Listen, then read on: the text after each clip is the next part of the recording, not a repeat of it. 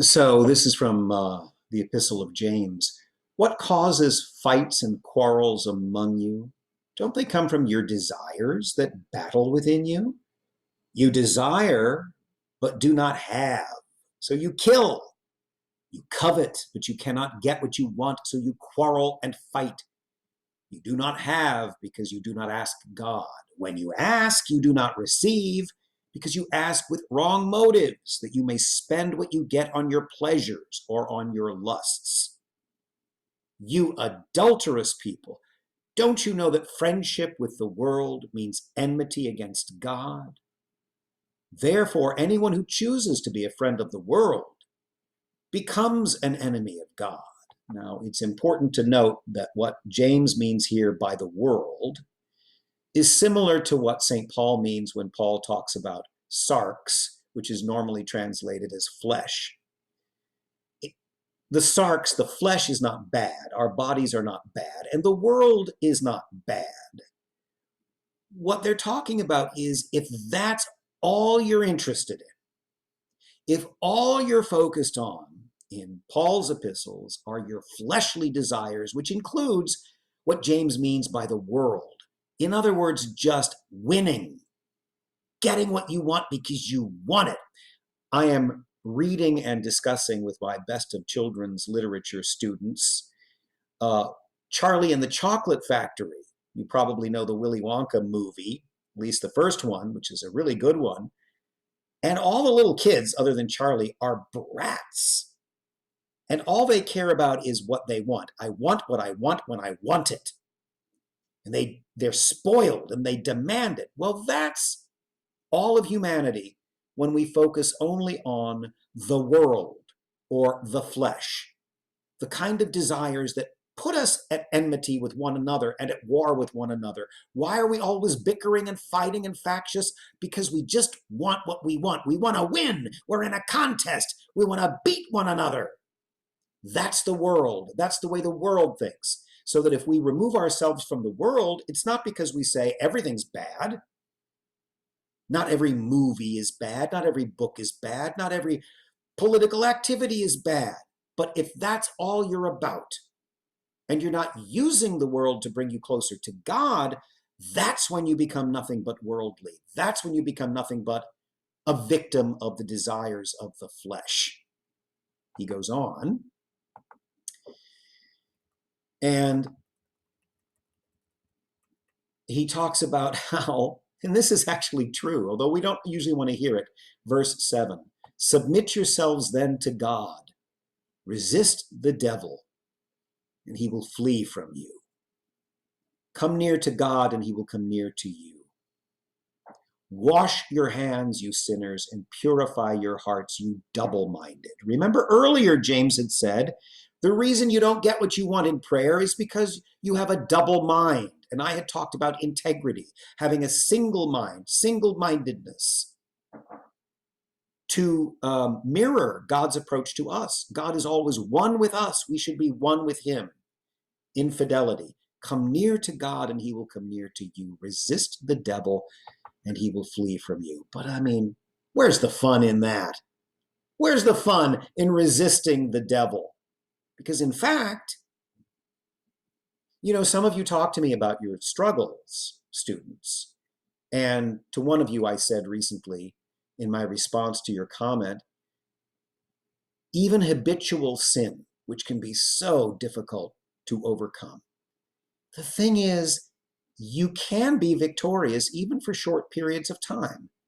And when you are, you can then say, I can do this. It's like riding a bicycle on your own without the training wheels, which I've never learned how to do. That's one of the strange things about me. I can't ride a bike. But from what I gather from hearing normal people talk, you get to a point where, yeah, you realize I can do this. I don't need daddy running alongside next to me, making sure I don't tumble over or the training wheels. I can do this on my own. And that does happen. The devil will flee from you if you resist him. We just don't want to resist him. Now, I also wanted to point out from some of the other readings, and to get to them, I've got to be able to click here. We have, where is it? It's hidden. The way these tabs work is frustrating to me, but I'm not giving up. Okay, so this is the little document I put together, but I don't just want to show this. First of all, I'm going to talk a little bit about the reading from the gospel, which is now in Mark. We're at the Passion.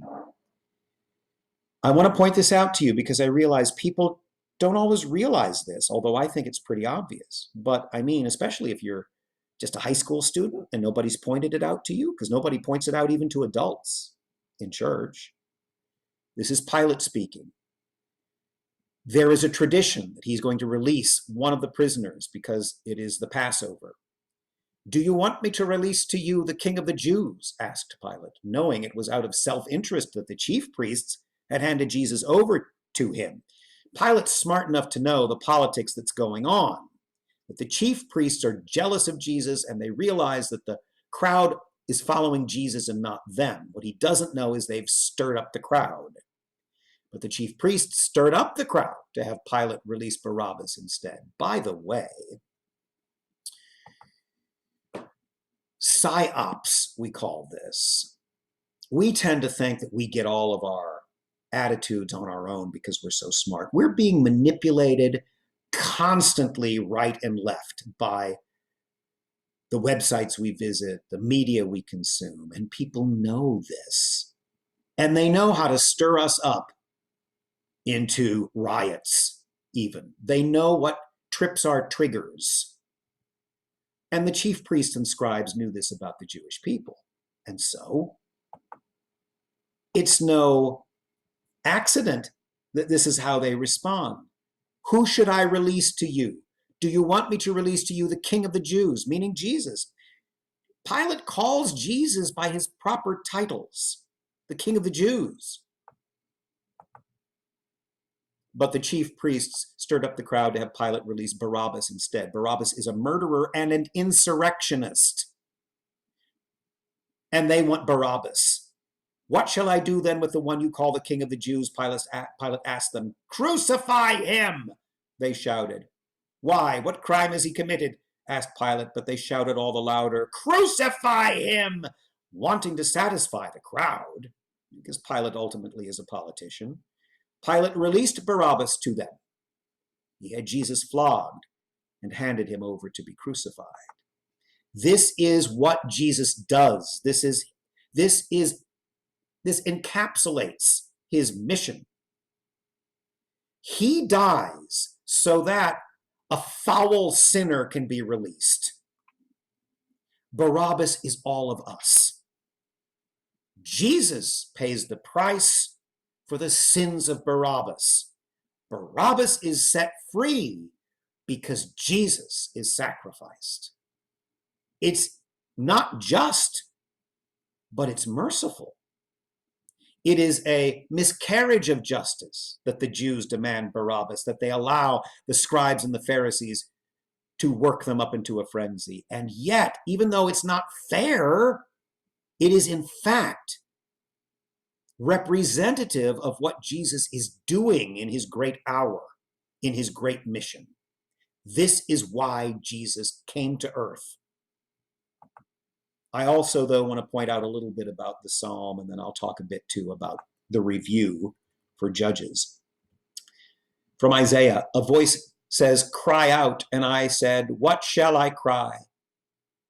All people are grass. This is what he is to cry, what Isaiah is to cry. All people are grass. Their constancy is like the flower of the field. The grass withers, the flower fades. When the breath of the Lord blows upon it, surely the people are grass. The grass withers, the flower fades, but the word of our God will stand forever. Grass in that part of the world, which is desert or semi-desert, doesn't last long. If the grass sprouts up in the heat, the scorching climate, it will often quickly dry up and be blown away. Grass in that part of the world is temporary. Those of us who live in the Midwest and elsewhere, we think of grass as a permanent thing that you get cut every week once spring hits until late into fall. Those of you who live in Arizona and places like that, you never see grass. Well, the imagery of grass growing, and sometimes it would happen on the roof. You would have these thatched roofs, the grass would grow up on the roof and then it would quickly die.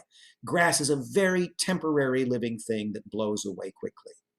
Grass is like the world and the flesh for James and Paul. It is our existence in the most temporal or time-bound state. It is our existence without root.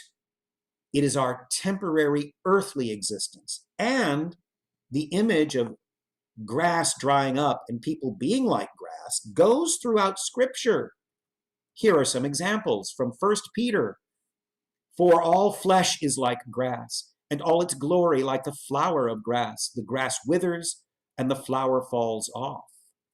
All flesh, meaning all living people. Psalm 103:15. As for man, his days are like grass, as a flower of the field, so he flourishes. Psalm 90. You have swept them away like a flood. They fall asleep. In the morning they are like grass, which sprouts anew. In the morning it flourishes and sprouts anew. Toward evening it fades and withers away. Psalm 103. As for man, his days are like grass, as a flower of the field, so he flourishes. When the wind has passed over it, it is no more, and its place acknowledges it no longer. Earlier in Isaiah, therefore their inhabitants were short of strength. They were dismayed and put to shame. They were as the vegetation of the field, and as the green herb, as grass on the housetops is scorched before it is grown up. This is the passage we just read from Isaiah 40, verse 7. Later in Isaiah, even I am he who comforts you, says God. Who are you that you are afraid of man who dies, and of the Son of Man who is made like grass? It's our mortal natures. And finally here, even from James, we read this not long ago. And the rich man is to glory in his humiliation, because like flowering grass, he will pass away. This is, as you can see, a recurring motif. And we are to be mindful of that. We are to recognize our temporality and our mortality, and how even our fleeting vainglory might quickly sprout and pass away. So with all that, we're supposed to review Judges today. And really the best thing I can say is that's the distinction. The bad characters in Judges are the characters who, as James would say, are focusing on what they want. I want what I want when I want it, like Veruca Salt or Violet Beauregard or any of the hideous brats in Willy Wonka. Spoiled and focusing on their immediate needs. And we see that. And hopefully you've been exposed to enough of Scripture, students, that you realize that these characters, even Samson, are not presented as unalloyed heroes. In the same way, however, that Samson is not merely a hero to emulate, because Samson does a lot of stupid things, so Barabbas is not merely worthy of destruction. Even though Barabbas is a murderer and an insurrectionary, Jesus dies for him. So this is all the great complexity of Scripture. People behaving badly, and God over and over again reaching out to help us.